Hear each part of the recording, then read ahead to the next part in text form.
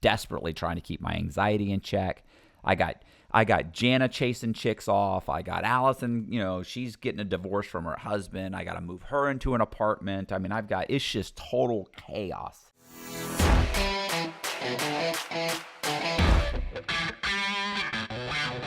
And the first time they caught a fake phantom borrower or a synthetic identity was we'd bought a property for like $30,000. I mean, it was just a dump. And we bought this property and we got it appraised for like 180 or 190,000. I don't remember the exact number. I actually have all those numbers in my book. Like I have the time, everything. But we bought the property, the name Alan Duncan, and we bought like 6 properties. I think 5 or 6 properties in this guy's name already. Well, I would get money out. So let's say bought the property for $30,000, cleaned it up a little bit, got a decent appraisal, and then we go to the closing, we rent it, we refinance the property in the name of Alan Duncan. He gets a check, he gets a check. And we would cut it up into different entities. Like some people, like Rudy might get some money, Dave might. We might have a couple corporations get money. We might have all kinds of, just the money would never go to one person. It was always being divvied up into multiple different people and identities. What identities?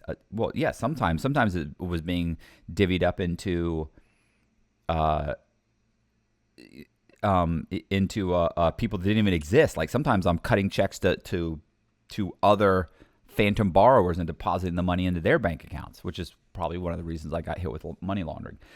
So at one point we had closed a loan. We borrowed like 140 or 150,000 on a property we bought for like 30. So it wasn't even a big loan. We made maybe 80 to 90,000 that we'd walked away with. And one of the checks, one of the biggest checks went to Rudy, one of my business partners. Gave him the check, and I said, listen, bro, I said, you're getting the check, but you got to make the payments on this thing for the next 2-3 months until we let them all go. It's like, we're going to make like 3 payments to let them go. We'd already had a bunch of other properties we'd been making payments on. So, it's time to start letting these things go. And so he was like, okay, no problem. And a month or so went by. So the first payment's basically due. Well, what ended up happening was I get a phone call from the mortgage broker that had done the loan for Alan Duncan. She knows he's fake. Her name is Kelly Pruitt. She knew the loan was fake. She called me up and she said, listen, Matt, I got an issue. And I was like, what? She said, I just got a phone call from the bank's rep, their account rep. She said, she tipped me off and said that they were looking into the loan. And I went, why? And she goes, I don't know. Apparently, she said, you guys never made the first mortgage payment, which means it's what's called the first payment default. Any type of first payment default means they automatically review the loan for fraud. So I remember I was in my apartment. I remember I ran downstairs and yanked open Rudy's door because Rudy rented one of my apartments in my building. I yanked open his door and he was like, oh, what's going on, bro? And I said, did you make the fucking payment for Alan Duncan's property on, I think it was 15th Street. On 15th Street? And he went, oh, is that due? And I was like, Jesus Christ. I was like, yeah, it's due. And he's like, oh, I'll put it in the mail right now. Well, it's too late now. They're looking into it. Like they know something's up. So I drove back. We all drove to the office and we open up the file and review the file. And I remember just looking at it thinking of all the files that they could have been suspicious of, like this is like the worst one. I'm like there was very little subterfuge, let's say. I just took no real precautions. At this point, I was so cocky. Everything had been working so flawlessly that I wouldn't even really, like, money was going directly into everybody's account. So Rudy's got a check, I've got a check, Dave's got a check, like every single player has a check. And it was just like, this is just the worst. You know exactly who's making the money. And so I was like, this is messed up. So I got the phone number to the bank, and I called the bank. And I put them on speaker. And the secretary or whoever, somebody answered, and when you went through the prompts, but I ended up getting a secretary, and I said, look, I need to talk to, and I forget who the guy's name was, like the head of the bank or something, or the head of the fraud department. I forget who I asked for. And because he was the person who had been one of the people who'd been calling.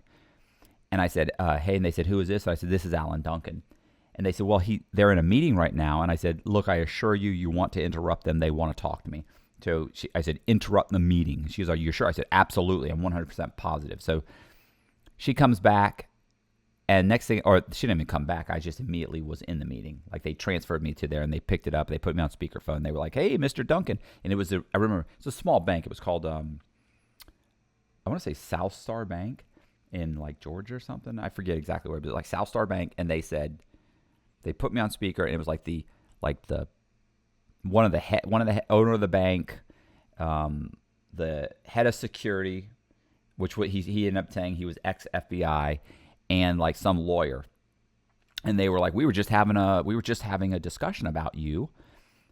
And I said, oh, okay. And they said, especially since, based on everything we can determine, you don't even exist. And I was like, oh, okay. Well, listen, I said, I understand you've got some issues. And they said, we don't have some issues. Like, your Social Security number. They were waiting for Social Security to call them back. They said, we don't think your Social Security number has just only been around 6 or 8 months, 9 months, something like that.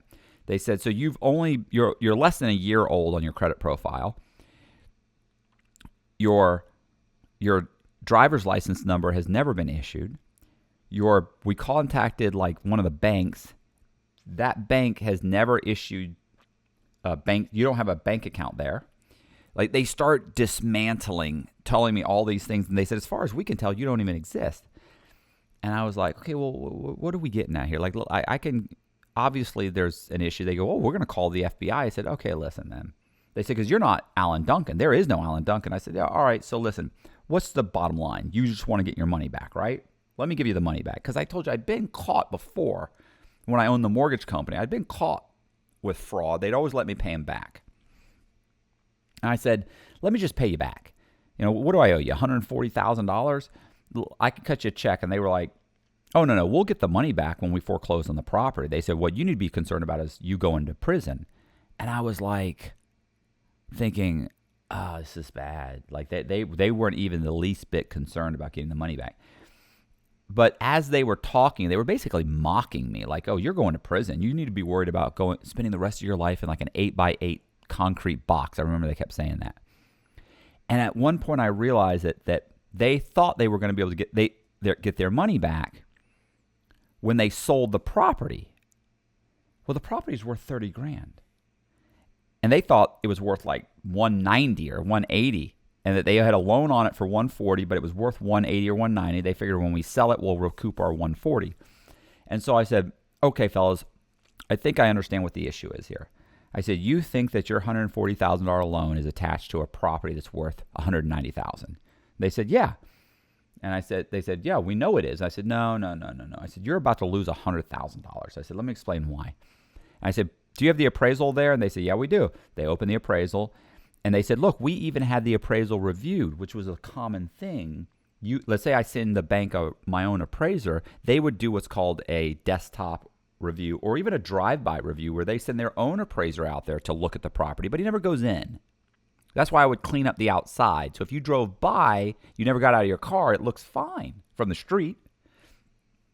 Well, they said, I said, well, that property's worth about 30 or 40 grand. Like, what are you talking about? They said, we had it reviewed. And I said, let me explain why. I said, open up the appraisal. Look at comp number 1. Comp number 1, I explained to him, is owned by a guy named James Red. Comp number 2 is owned by a guy named Lee Black. Comp number 3 is owned by a guy named, David Silver. This is going to, if you want to, well, it's not going to catch it. This is owned by a guy named David Silver. And I said, and I explained to him that I bought the property for 30 grand and I recorded the value at 190. And then one of the other comparables, I recorded at 210. Another one I recorded at 195. So I explained what I did and why their appraiser, when he did a review, didn't catch it, because the comparables are true. They're real. They really appear to be legit. So they were just like, holy shit. And I said, so when you foreclose on that property and you go to resell it, you're going to realize that the inside of that property is gutted. You can't live there. It's raining inside the house in the back room. It's a complete shithole. You're going to fucking end up, and you guys are about to lose $100,000. So even if you sell it and sell it for 30 or 40, you still have $100,000 left on that loan. And then they were like, remember the owner said, well, we'll recoup that money when the FBI catches you. And I was like, no, that's not true at all. I said, let me explain why. I said, first of all, you already know my name's not Alan Duncan. The bank accounts where the money went are all forged, are all fake bank accounts in different fake people's names. None of those names lead to me. They're all synthetic identities. So I explained that they're all how I made the synthetic identities, how I have the fake driver's license, how this. I said, you've got a grainy black and white photograph and a surveillance footage of me from 30 feet away. I said, I promise you, even if the FBI tracks all that money back to those accounts, the money has been drained. There's no money left. The accounts were open in fake people's names. The bottom line is, I said, you're about to lose $100,000. I said, and you're going to have nothing to even try and track me down. I said, I go around the country doing this. This is my job. This is what I do for a living. I said, if you want to get your money back, I said, we need to agree that you're not going to contact the FBI, and I will give you your money back. Which is, they could have gotten the money back and still contact the FBI. But the truth is, nobody wants to contact the FBI. Like, no bank, especially no subprime bank, wants the FBI looking into their files. So I remember they put me on hold, and they came back, and they said, so you still have the $140,000. I said, I can get you the $140,000. They said, you get us the $140,000, we will not contact the FBI. We'll just consider this a bad error on your part, and no harm, no foul. And so they told me exactly what I owed them, because I owed them a per diem for the amount of money that I owed for the payment that was never made. Plus, I owed a yield spread for when they what they would have made. Like, I pay them exactly what they're owed. They're owed like $143,000 and change. I go get a cashier's check, and I send them the cashier's check. And that was it. So I paid them off. They never contacted the FBI. And I remember with Rudy, we had just mailed the check, and we were walking, and I took all the IDs and everything, and I threw them in a garbage can. He's like, "What, bro? What are you doing?" And I was like, "Bro, it's no good." No, wait. We first went to the mall and ran up all the credit cards. We first went to the mall, ran up the credit cards, and then when we were leaving, I threw them all out. And he was like, "What are you doing?" I said, "Bro," I said, "they're no good now." First of all, the guy's already got a 30-day late on his payment. So that's probably going to be reported. And the guy already had 4 or 5 mortgages, and we borrowed $1 million, and he was just shot. Plus I can't borrow any more money in this guy's name. These people are out there, and they know what's going on, and I just can't show up anywhere. So we shut that whole guy down. But that was totally Rudy's fault for never making the payment. What else? So that was the one time, man, let me tell you about being scared. My heart was racing. And they were so, like, they really had me. I just totally bluffed them. Because if the FBI had shown up and actually traced any of the money, all that money went to our bank accounts. Like, I'm acting like they went to synthetic identities, accounts, and there's no trail. But it was a complete trail back to Rudy, me. Hey, Jonathan got a check. Everybody got a check. Dave got a check. Yeah, it was. That would have been a bad situation. Hey, I hope you're enjoying the video, and if you're interested in buying a painting from me, my contact information is in the description box. Back to the video. I don't even know if I want to get into the at that same time, I had bribed a politician. I wanted him, we owned a bunch of vacant lots in the area. We wanted him to renovate rezone these. We bought a bunch of vacant lots in Ybor City and Tampa Heights where they were single family homes, but we wanted to build like triplexes and quadplexes on them. So if I buy a property for, let's say I buy a vacant lot for, let's say, $7,000 or $8,000, but if I could get it rezoned, it was zoned single family. If I can get it rezoned multifamily and I can build a 3-unit, well, that lot now, instead of being worth, let's say, $7,000, it's now worth like $25,000 or $20,000 or whatever. So it's worth a lot more money. So we were going to have him rezone 100 vacant lots that we owned in Ybor City. And this guy was running for, he ended up running for, he ran for city council. And we were, oh man, I'm leaving out a bunch of shit, bro. So, well, what we did was, he came to me one day. This guy was out passing out signs, like putting signs in people's yards. And he saw, and I saw him, and I was like, hey, what's up? And he was like, hey, look, I'm running for city council. I'm running for city council in District 5, which was the Ybor City district. And he said, I'm looking for support and donations. And I was like, well, he was running as a Republican too. And I was like, okay. And he said, yeah, I'm trying to, I think he was. He said, what do you do? So what do you do? He said, you own this property? And I said, I own this property. I own that property. I own that one over there. I own those two down there. And I own this one here. I said, I own about 6 over here on this street. Sorry, I said, I own about 100 properties in this area. And that, keep in mind, it was over 100 properties that we were doing a scam with, but I also own a bunch of other just properties, rooming houses, stuff like that. And so I was like, yeah, I own property on Jefferson Street, on Columbus, so I name off on Amelia. I start naming them all off. He's like, okay. He's man, I'm very, very pro developer, especially in my area. I said, okay, well, all right, well, what's it going to take for you to win? He said, these campaigns aren't run off very much. He said, 10, 15 grand. He said, I'm raising money right now. I've got a few $1,000s. And I went, okay. And I said, so how much is it to win? And he said, well, I think I'll probably win if I come up with enough money to run ads and do this and that. I ended up sitting down with him like the next day with Dave, my partner, and I think Rudy was there. And we basically say, look, what if we help fund your campaign? Here's what and I said, here's what we want. And I explained about the vacant lots. And he said, oh, yeah, I can do that. I can get all those rezoned. He said, well, how much are you planning on giving me for my campaign? I said, you've got a couple grand, right? What do you got, a couple grand? You said you can run it off of what, 15 grand? What is it? He said, well, 20 grand would be perfect. He said, I've already got a few thousand. I said, okay, well, I'll get you another 15 grand. And he's like, really? And I said, yeah.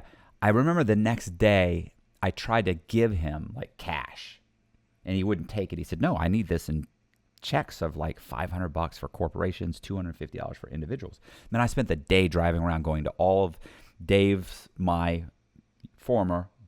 current employers, getting them to write checks for $250. My family wrote checks for $250. Corporations, like I'm going to buddies that own corporations. I was giving them $500, telling them to cut me a check for $500. So I get this guy I get him 15 grand. What happens is ultimately there's a runoff. Like he doesn't win. It's a tie. So he needs to. Then there's going to be another runoff. So he and the one other person that tied with, they're going to run off, and he's got to try and get it. So then I give him $7,000 in cash because he needed like 10. He's like, I still got a couple grand, but I need like 7,000. I said, here's 7,000. I give it to him. Named Michael White. One of my guys was named Michael White. Michael White, that identity, I'd set my friend Travis, I have a buddy named Travis, he had set up a scam with my help in Orlando. And he was buying houses in the name of Michael White. And he was refinancing those houses and pulling out money and depositing it in the bank. So that whole scam is going right there. It's a couple $100,000 so far that we've been pulling out. So I was dating this chick, Jana, and we ended up getting into an argument. She started, actually, it wasn't even an argument. She started sleeping with this girl, this other chick. So she's cheating on me. So my lesbian girlfriend is cheating on me with a chick. Fucking humiliating. I know it. I know it's humiliating. Anyway, so she's banging this chick. I was banging the proper term for two lesbians having sex. Banging. I can't imagine there's any banging going on. She's subtly, I'm not sure. I'll ask, I'll find a former lesbian and ask what the proper term is. terminology is. So they're sleeping together, and so it was horrible, bro. I go into it in here. It's hilarious. It's hilarious. I can't even get into it, but I go into it in my book. It's so bad. I even remember one time that Jana showed up, and I was dating this chick, Allison. Jana bangs on the door one morning, and Allison comes out wearing just a t-shirt, one of my t-shirts, and they get into this fucking screaming match with each other. I'm just like, what is happening? I got the lesbian chick, and I got this chick. Oh, one time I was banging. But that's not true. I wasn't banging because I never slept with the chick. Okay, so one time I started seeing this chick who was a Buccaneers cheerleader, a black chick that was a black Buccaneers cheerleader. I mean, like, you can't imagine how good this chick looked. And so we go out, we go to sushi, we go back to my place, we're about to have sex. And Jan and I had broken up, but she still had a key to my house. She comes in. I remember I'm about to have sex with this chick. And I hear this, dee-dee. And it was the alarm system. And I'm like, and like, she's spraying the alarm on top. I'm about to, and I'm like, oh, and she looks at me, she's like, oh my God, is that the girlfriend? Like, cause I she knew we were broken up, but she's like, oh my God. And I was like, hold on. Cause I thought maybe it's Rudy. Because Rudy had a key. So I jump up and I run into the kitchen, and Jana already had this chick's purse dumped out. She was dumping out all of her stuff and opened up her wallet and saw that it was a black chick. And she goes, a black girl? A black? I was like, whoa. I was like, hey, now calm down. I said, listen, you can't be coming in here. Like, you can't. And I was, listen, this chick's standing in the middle of the kitchen with a bunch of knives around her. And I just remember thinking, she'd kill me. She'd kill me and this chick. Anyway, the black girl grabs, she gets completely clothed, says, just give me my purse. I want to leave. I gave her the purse, and she took off. It's a little bit more complicated than that, but that's the simple version. And I remember she took off. Jana goes, did you sleep with her? Did you fuck her? Because Jana's still there. She's not leaving. And I went, yeah. I said, no. I said, okay. I said, about that much. And she goes, what does that mean? I said, that's what was happening. I was this far in when the alarm system went off. And she goes, did you sleep with her? I went, well, no, you ruined it for me. And she just was furious, bro. It was so bad. Yeah, she ends up spending the night. So, but then she catches me. She didn't even catch me because we weren't even dating. She just kept chasing these chicks off. So then it was this chick, Allison. Allison knew what was going on because Allison was helping me run a scam in Palm Harbor, which is basically like, let's say, St. Pete. So isn't Palm Harbor in St. Pete area, basically, roughly? Kind of Clearwater. Yeah. So let's just say whatever, Palm Harbor, Clearwater area. I had renovated a house. Renovated a house. She and I rented a house, satisfied the mortgage on the house, and we were refinancing the house. We transferred the warranty deed into the name Rosita Perez. Allison had the name an ID name Rosita Perez. So she's renovating the property, refinancing the property multiple times. She goes to a couple closings. She signs. She ends up signing.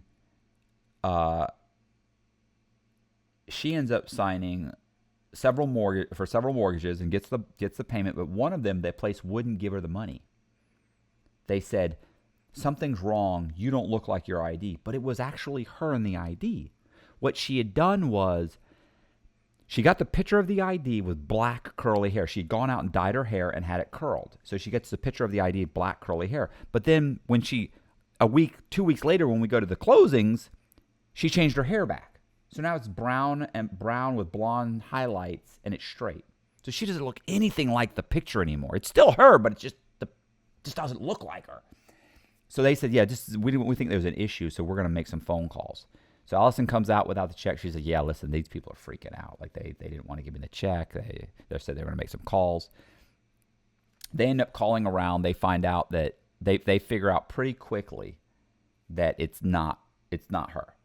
So that's an issue, right? So they're calling around, and they eventually figure it out. And it's complicated to understand how they figured it out, but they figured it out. But we did have a check. We had one check. So Allison and Travis decide they're going to deposit the check into a bank account that Travis has. So he deposits it. And we have to wait for the money to clear, which was going to take, back then, it's not like now where it's like the next day it's cleared or half of it's cleared right away. And then the next day it's cleared. Like this used to take like 10 days.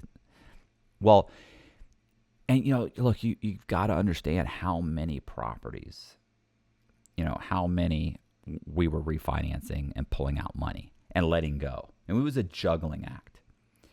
Well, like 10 days later, Travis drives to Orlando to pull out some of the money because we deposited a check for like $100,000 or something. Well, that check had been red flagged because the title company had tracked down,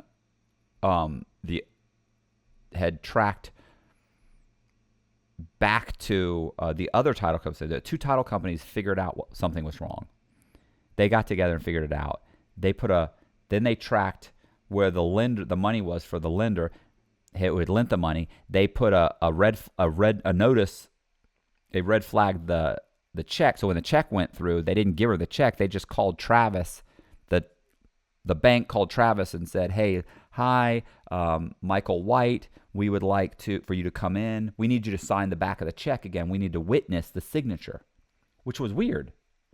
So I remember calling Travis and said, "Hey man, what's going on? You're going to the bank?" He's like, "Yeah." I said, "What's up?" He said, "Yeah, I'm going there, but they said that they need to witness me signing the back of the check because it's such a large check."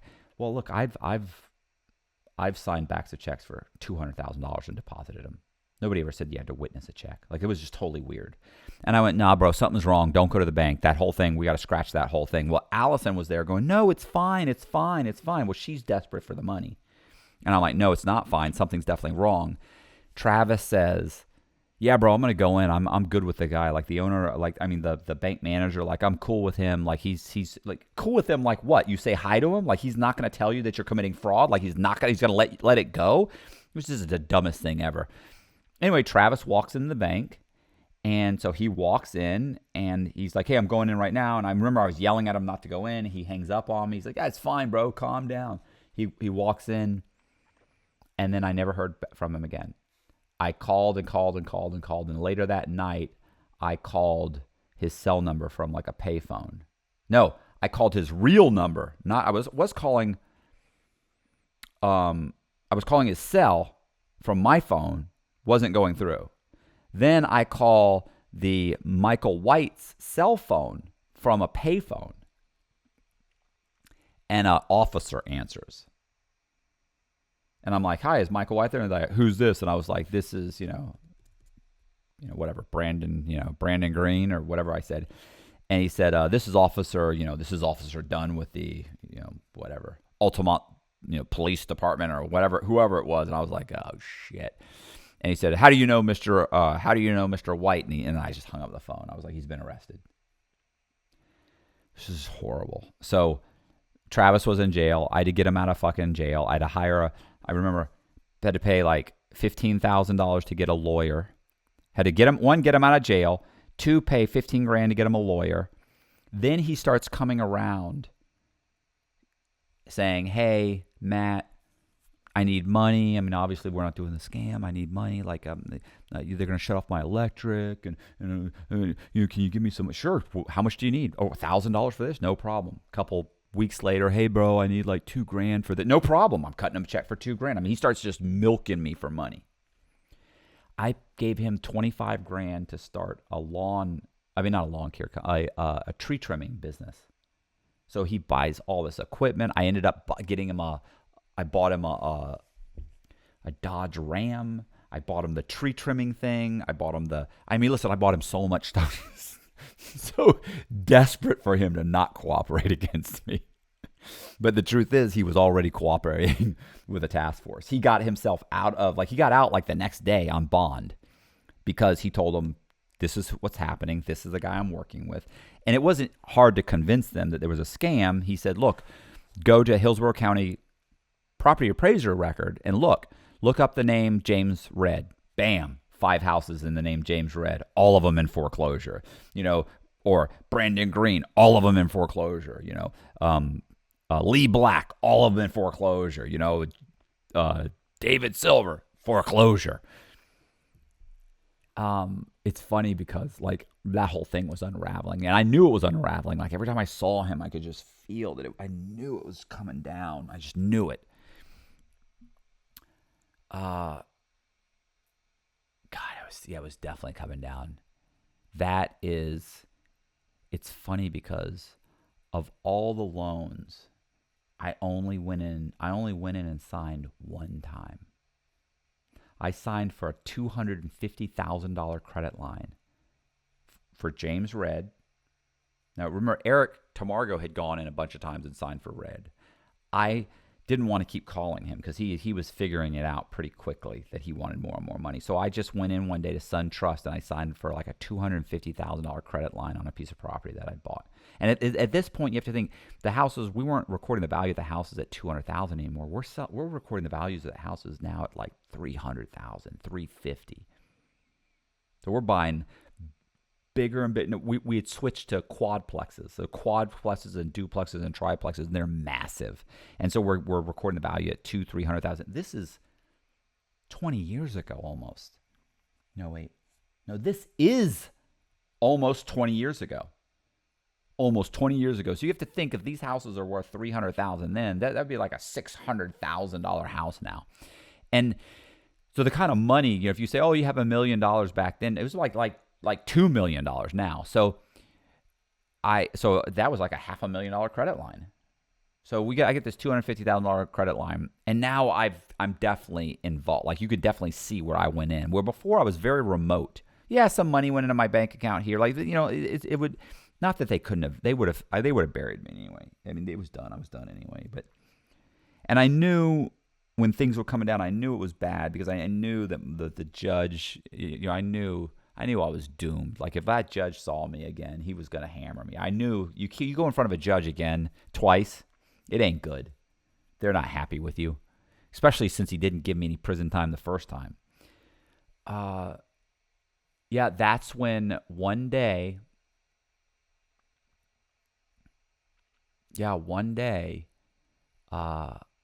I realized that Travis is definitely cooperating and that things are coming down. They're definitely coming down on me. Hey, I hope you're enjoying the video. Wanted to let you guys know one of the ways I pay for all of this is through Patreon subscriptions. So if you join my Patreon at the top tier, you get a different painting every single month. The contact information for Patreon is in the description box. Back to the video. So yeah, at the same time, I had met a chick. I was dating, listen, I'm dating a bunch of different women. And I met a chick by the name of Rebecca. Well, Rebecca was, she was a train wreck, bro. Like she had a kid. She had just moved to the area. She worked at the dog track from Vegas. She'd lived in Vegas, moved to St. Pete. Lived at the dog track. I met her on Match.com. We've been out a couple of times. She's driving across the bridge to Tampa. We slept together, I don't know, a dozen times, over the month or two. We're not even serious. It's not like it's even like a serious relationship. I'd known her like a month and maybe 2 months. Not even 2 months, but it was like a month and a half. I barely even know this chick. And I remember she knew that I was on federal probation. She knew that I had done some stuff. She knew, we'd gone to a couple of movies. We went to, did we see Matchstick Men? And we had talked about scams. And she kind of knew that I was a questionable character. Well, so we're dating. And it's okay. It's going okay. Well, what happens is, in the midst of this chaotic situation, which is super high stress, bro. I'm taking Xanax. I'm having panic attacks. At this point, I'm taking Paxil, which is for anti-anxiety. I'm desperately trying to keep my anxiety in check. I got I got Jana chasing chicks off. I got Allison, she's getting a divorce from her husband. I got to move her into an apartment. I mean, it's just total chaos. And at this point, I'm going into banks, pulling out money. They're going to closings. I mean, I just had gotten so cocky and sloppy. And then one day I'm at work. I'm sitting at work at the development company. And one day, this sheriff deputy walks in. His name's Steve Sutton. I had done about $1 million, maybe $2 million worth of loans for him. And they were all fraudulent. And so he comes walking in in his full outfit. This is at like 4 o'clock. And he comes walking in. He goes, "Hey, Matt, can I talk to you?" And I went, "Yeah, what's up?" He goes, "Can I talk to you outside?" I went, "Sure." So I walk outside. I'm like, "Yeah, what's up?" And he says, "Oh, you know what it was? One of the reasons I knew for sure that things were going bad was that there was a reporter by the name of Jeff from the St. Petersburg Times had started calling around asking questions. So title company people were calling me saying, look, I just got a phone call from some guy at the St. Petersburg Times asking about this guy, James Red, or asking about Lee Black, or asking about whatever, Michael White. Like they're like naming off phantom people. And I'm like, oh, shit. Then there was a subpoena that was served to one of the title companies, and they called me and said, look, we got a subpoena. We're not supposed to tell you that we got the subpoena, but I'm letting you know, Matt, we're friends. I wanted to let you know we just got a subpoena. I'm just like, oh, man, this is bad. So, and that was from the task force. And so, oh, my God, sorry. I need more coffee. So what happens is Steve Sutton walks in. So I already know things are bad. Steve Sutton walks in and he says, listen, man, can I talk to you outside? And I go, sure. So we walk outside. And I said, what's going on, Steve? And he says, look, I used to date this chick that works for the Tampa PD. I said, okay. And he was a sheriff's deputy. And I went, all right. And he goes, she came to my house this morning, like 6, 7 o'clock in the morning. And she said she had been working on a task force. I said, all right. He said, the task force was investigating the arrest of a guy named Travis Hayes in Orlando. And I went, okay. He said, he's cooperating. He's been cooperating with the task force, and they've completely put this whole thing together. And they know that you're running a massive, massive fraud. And they're going to arrest you. And I was like, well, when?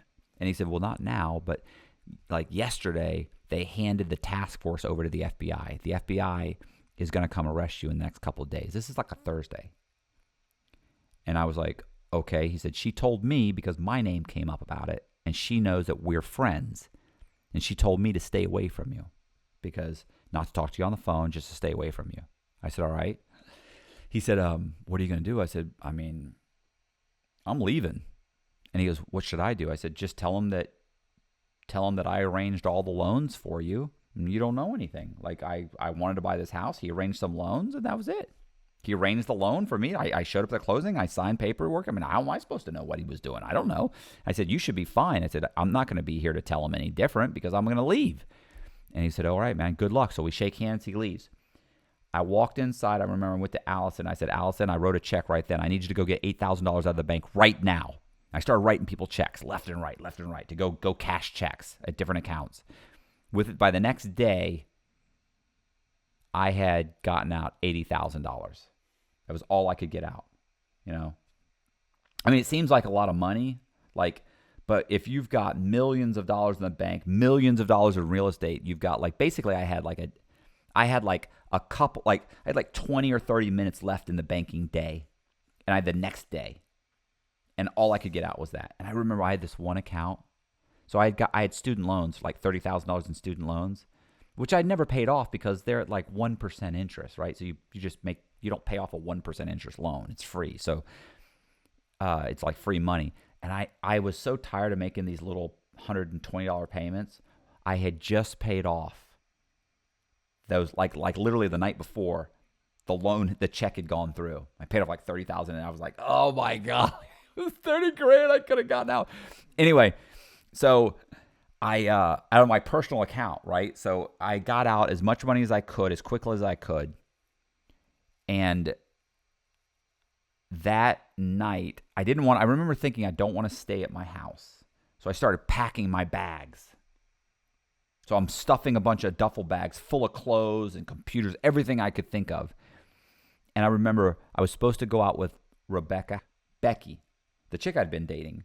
Supposed to go out with her that night. Totally had blown off her phone calls, everything. She drove across the bridge, came to my house, walks in. And I remember when she came in, like, like just walked it. Like I thought that was the FBI. Oh my God, they're here. She walked in and she was like, what are you doing? Like she sees me. I'm panicked. I'm stuffing. She's clearly, I'm going somewhere. I said, hey, I'm leaving. She goes, where are you going? I said, I'm leaving. I said, look, I'll be honest with you. I said, look, I was running kind of a scam. And I just tell her what happened. Bam, bam, bam. They're coming to arrest me. Like any time now.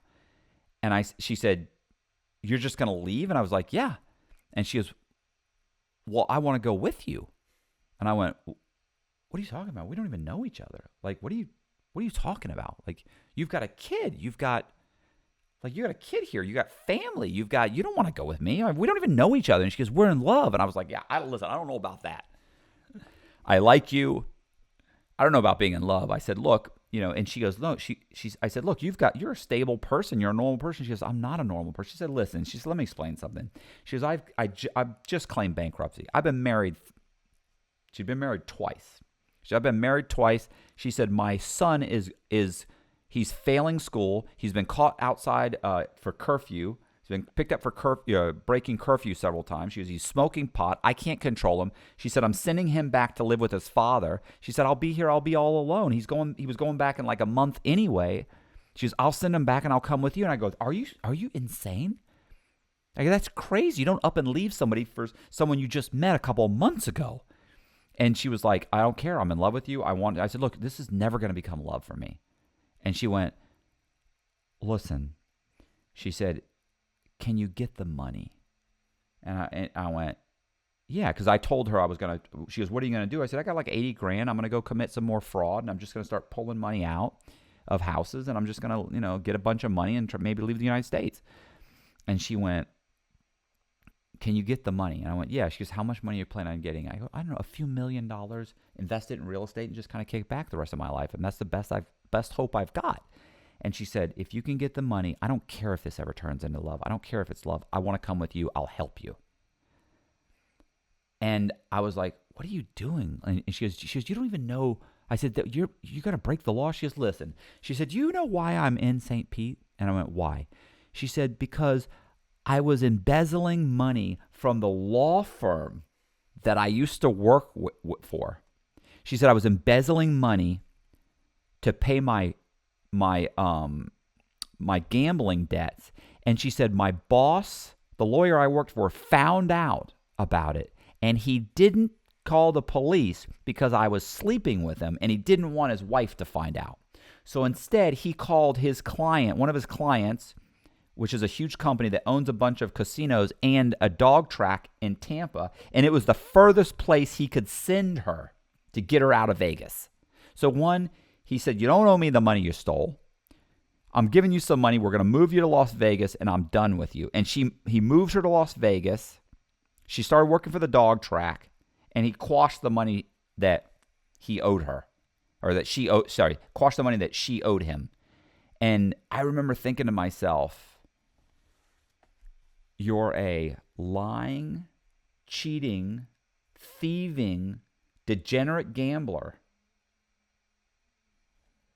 I mean, she really was like the perfect partner in crime. I mean, all of those were attributes for as far as I was concerned. Like this is an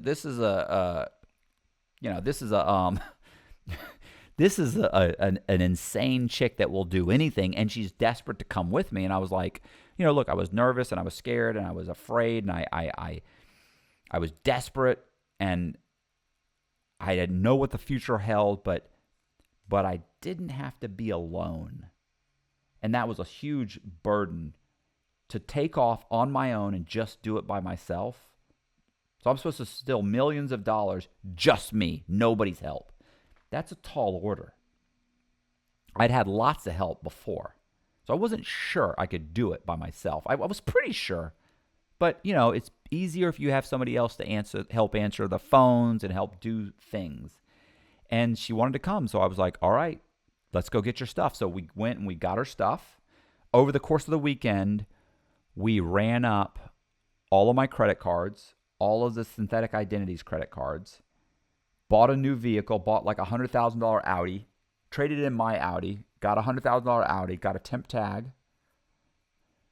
I remember telling the guy I want a brand new tag and I want another tag and I want the tag in the dealership's name and I want you to keep it the dealership name as long as possible. Because that way, if they see the dealership, they run it. It goes to the dealership, not me. So they don't know who's in the car. And so I got this Audi, and God, it was an A8 or something? This thing had like 480 horsepower or something. It was outrageous. It was a 4-door. So I forget the exact Audi it was, but it was a great Audi. So we packed it. I mean, this thing was packed full of stuff. Like we bought as much stuff as we could. I had $80,000, but I don't want to spend the $80,000 when I can run up my credit cards. I remember I left. I must have owed American Express 30 or 40 grand. So ran up the credit cards. We got like probably close to 70, 80,000, maybe $100,000 worth of just stuff. It got so bad by Sunday night where she's buying like purses for $2,000, shoes for $1,500. I mean, it's just ridiculous. We're buying watches. We got like multiple Rolex watches, diamonds. I mean, it's just random everything up. And we get in the car and we leave Tampa. When we left Tampa, I wrote a letter to my parents and my ex-wife. Because you have to think, we put her son, she put her son, I didn't put her, she put her son on a plane going to Vegas. And I wrote a letter to my ex-wife because I was leaving my son because I kind of figured, look, if I was going to go to prison no matter what, my son he was never going to see me. My ex-wife wasn't going to drag him to a prison to see me. So I just got in my car and we left. And we took off. We got into a huge argument on the way to out of town too. I realized during that argument she was just insane, and I should have turned around right then, but I didn't. I said, okay, we argued. I tried to turn around. I started to turn around, and she begged me not to turn around, and we ended up going to Atlanta. So if you like the video, do me a favor and subscribe to the channel, hit the like button, share the video, leave a comment in the comment section, and definitely hit the notification bell so you get notified the next time that I do one of these videos. And I appreciate you watching, and see ya.